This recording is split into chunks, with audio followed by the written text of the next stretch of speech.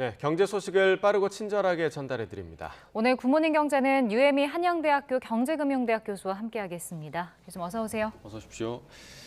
자, 지금 고금리 상황이 계속되고 있음에도 불구하고 가계대출 증가세가 좀 꺾이지를 않고 있습니다. 이번 달에도 그 5대 시중은행 가계대출이 2조 원 넘게 늘었다고 하더라고요. 주택담보대출 증가세가 계속 이어지고 있죠. 예, 그렇습니다. 10월 26일 기준으로 이제 가계대출을 살펴봤더니 지난달 말과 비교해서 2조 4천억 원 이상 늘어났다는 건데요. 예. 또 주택담보대출을 봤더니 이게 2조 2천억 원 정도 늘어났어요. 그러니까 이 가계대출 증가한 것을 이끄는 것이 물론 이제 주택담보대출이라는 얘기고요. 그다음에 이 5대 은행을 봤을 때 신용대출도 이번에는 증가세로 돌아섰거든요. 그래서 이것이 굉장히 좀 우려스러운 점이 지금 가계대출 증가폭만 봤을 때 이제 2년 만에 거의 이제 최고치고요. 그다음에 신용대출도 2021년 이제 11월부터 한 1년 11개월 동안 계속해서 이제 감소를 해왔었는데 1년 11개월 만에 증가세로 돌아선 거죠. 그래서 가계대출이 계속해서 증가하는 것이 좀처럼 꺾이지 않고 있다는 점이 좀 우려스럽다고 볼 수가 있겠습니다. 예. 네. 근데 저희가 보통 이제 생각을 해보면 기준금리가 높으면 당연히 예금이 늘고 이자 부담이 많으니까 대출이 줄어야 되잖아요. 근데 지금 그런 상황이 아닌 건데 특별한 이유가 뭘까요? 예, 그렇습니다. 기준금리가 계속해서 올라가면서 가계대출 좀 증가세가 꺾이고 감소세가 이어지고 있었는데 최근에는 다시 이제 증가세로 돌아섰지 않습니까?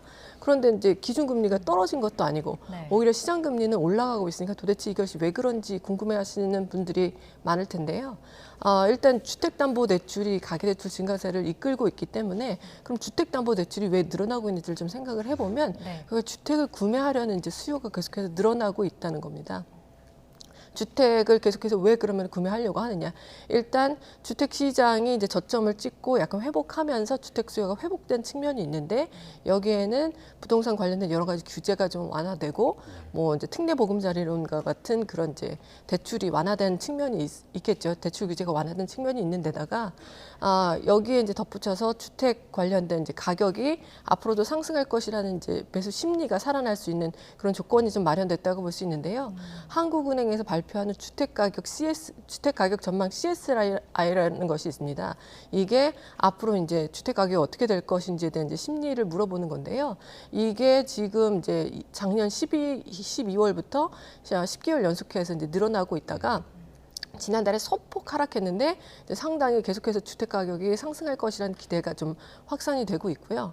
여기다가 주택 공급이 근시일 내에 조금 이제 많이 늘어나지 않을 것이라는 그런 이제 전망도 나오고 있죠. 왜냐하면 주택 인허가 실적이라든지 착공 실적이 최근에 작년 대비해서 굉장히 많이 줄었거든요. 네. 주택 공급이 줄어들면 주택 가격이 또 늘어날 것이라고 생각을 하고요.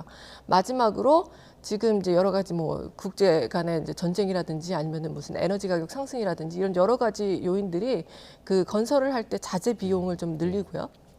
인건비도 굉장히 많이 늘어나면서 주택을 건설하는 비용 자체가 굉장히 많이 늘어나기 때문에 앞으로는 신규 이제 주택이 건설되더라도 분양가 자체가 굉장히 높을 것이라는 그런 기대가 있기 때문에 가격이 더 오르기 전에 사자라는 이제 심리가 확산되면서 주택담보대출을 중심으로 해서 가계대출이 계속해서 증가세를 보이고 있다고 생각합니다. 네, 그러니까 말씀해주신 대로 주택 가격 상승에 대한 기대감이 지금 이런 이례적인 상황을 만들어가고 있는 건데 정부도 이 상황을 좀 예의주시하고 있는 것 같습니다. 어제 고위당정협의회가 열렸는데 여기서 이제 DSR 규제를 개선하는 논의가 진행이 됐는데 이른바 스트레스 DSR 제도를 연내 도입하겠다라는 이야기가 나왔습니다. 이게 좀 어떤 개념인가요? 우리가 DSR이라고 하면 총부채 원리금 상환 비율이라고 해서 연간 소득 대비해서 이제 원리금 주택담보대출뿐만이 아니라 모든 이제 대출에 대해서 원금과 이자 상환액이 그 해에 어느 정도 되는지를 이 비율을 잡아서 규제를 하는 건데요.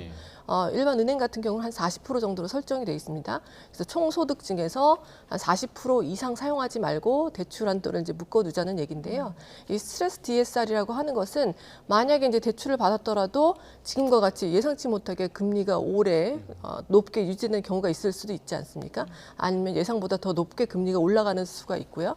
그렇기 때문에 이런 경우에는 예상치 못하게 원리금 상환 부담이 늘어나면서 이거 감당하지 못해서 예. 연체로 이어지거나 할 수가 있기 때문에 아예 대출 한도를 산정할 때 이렇게 이제 금리가 높아질 수 있는 가능성까지 이제 투영을 해서 가상 금리를 더 넣어서 금리를 이제 산정을 하게 되면 대출 한도가 그만큼 줄어들 거 아니겠어요? 예. 그래서 이것을 바로 이제 스트레스 DSR이라고 하는데요.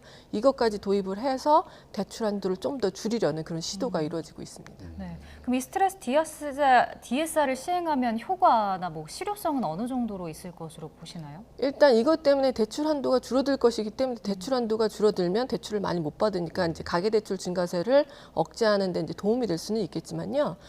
그렇지만 그럼에도 불구하고 계속해서 이제 가계대출을 받으려고 하는 시도가 있을 수가 있기 때문에 다른 좀 정책들도 보완이 돼야 된다고 생각하는데요. 네. 예를 들어서 DSR 지금 현재는 규제 적용에 예외가 되는 그런 대출들이 있습니다. 근데 대표적인 예가 전세자금 대출인데요. 이런 경우는 DSR 규제에 빠져 있어요. 그러니까 전세자금 대출을 받는 것은 대출을 받는데 아무 이제 문제가 없기 때문에 전반적으로 대출 증가세를 좀 억제하기 위해서는 이렇게 예외 조항들을 좀 축소해 나가는 그런 정책도 병행되어야 될 것으로 생각이 됩니다. 네.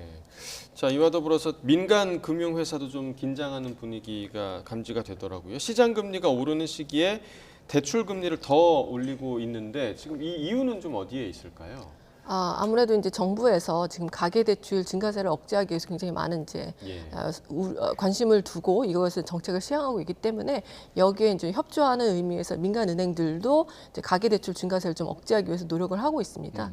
하지만 그냥 이제 가계대출을 받겠다고 하는 사람한테 무조건 안 해준다고 할 수는 없는 것이지 않습니까? 그러니까 그 전에 이제 가상금리를 좀 낮춰 왔던 것들을 다시 이제 재조정하면서 시장 금리가 그렇지 않아도 올라가고 있는 상황인데.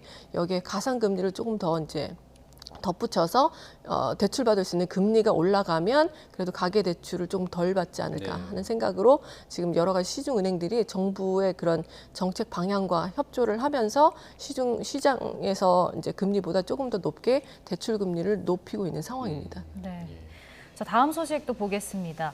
자, 대한항공의 아시아나항공 인수 작업이 이어지고 있는데요. 오늘 아시아나항공의 이사회가 열립니다. 이사회가 관심을 받고 있는데 여기서 어떤 것들이 좀 결정이 되는 건지 설명해 주시죠.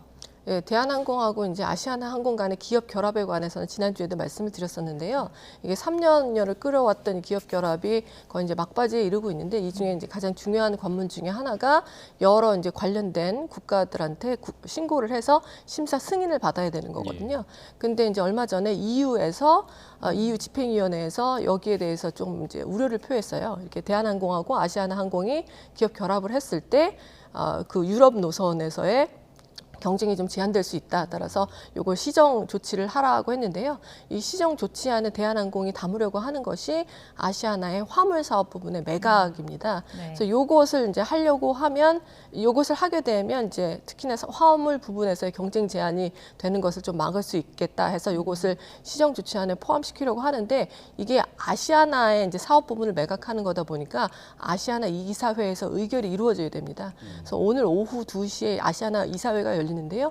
여기서 화물 부문의 이제 사업을 분리 매각하는 것을 과연 승인할지가 지금 관심이 모아지고 있는 상황입니다. 만약 그 오늘 이사회에서 그 부분, 그러니까 아시아나항공 화물 사업 분리 매각 결정이 된다면 두 회사의 기업 결합이 이제 뭐 고비를 넘게 되는 건가요? 요즘 고비를 넘고 이제 청신호가 켜진다고 볼 수가 있을 텐데요.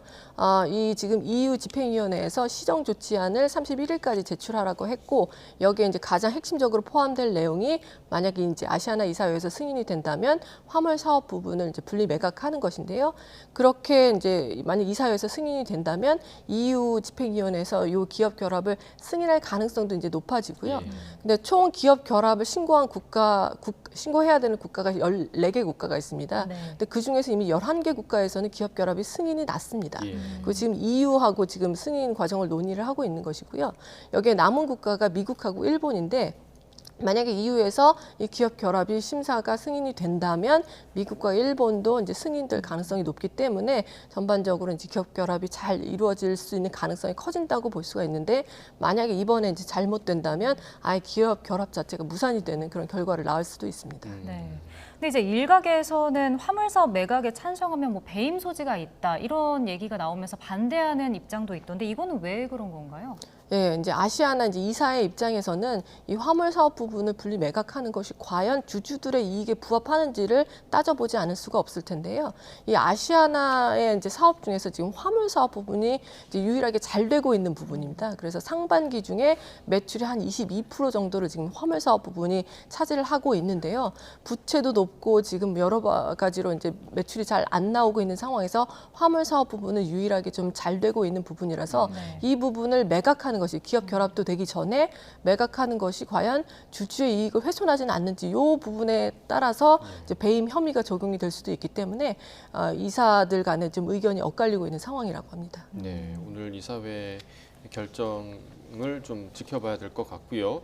이번 주 주요 경제 일정도 좀 살펴보겠습니다. 그러니까 31일부터 이틀 동안 진행되는 미국 연방공개시장위원회 최대 관심사인데요. 이번에 기준금리 동결이 유력한 상황이죠. 예, 그렇습니다. 지금 이번에는 기준금리 동결이 굉장히 유력한 상황인데요. 뭐 여러 가지 이유가 있겠지만 이제 지난주에 발표된 개인 소비 지출 이제 물가 상승률이라고 있습니다. 이게 FOMC가 사실은 목표로 하는 물가 상승률인데요. 이 개인 소비 지출 물가 상승률의 근원 이제 상승률을 보면요. 근원이라고 하는 것은 변동성이 굉장히 크고 그다음에 통화 정책에 직접적으로 영향을 받지 않는 뭐 에너지나 식료품 같은 것을 이제 빼고 계산한 건데요. 이게 3.7%가 나왔습니다. 그래서 전년 동월 대비 3.7%라는 것은 근래의 최저치일 뿐만이 아니라 근원 소비자 물가지수 상승률이 계속해서 이제 완만하게나마 떨어지고 있다는 것이기 때문에 물가 상승세가 더 이제 반등할 것을 염려해서 추가로 금리를 인상할 필요는 없다는 것을 이제 말해주는 것이고요. 네.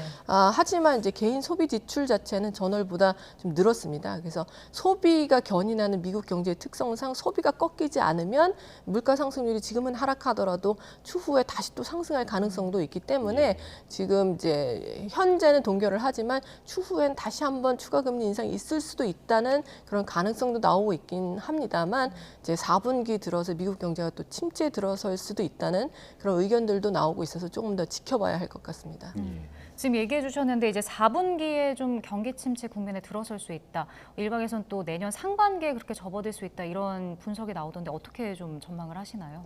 저도 이제 경기 침체가 아주 뭐 심하지는 않더라도 이제 어느 정도 진행이 될 수도 있다고 보고 있는데요. 왜냐하면 지금까지 아주 탄탄한 미국 경제를 이끌어왔던 것은 이제 소비입니다. 그 네. 소비를 뒷받침하고 있던 것이 바로 강력한 고용 시장과 더불어서 초과 저축이거든요.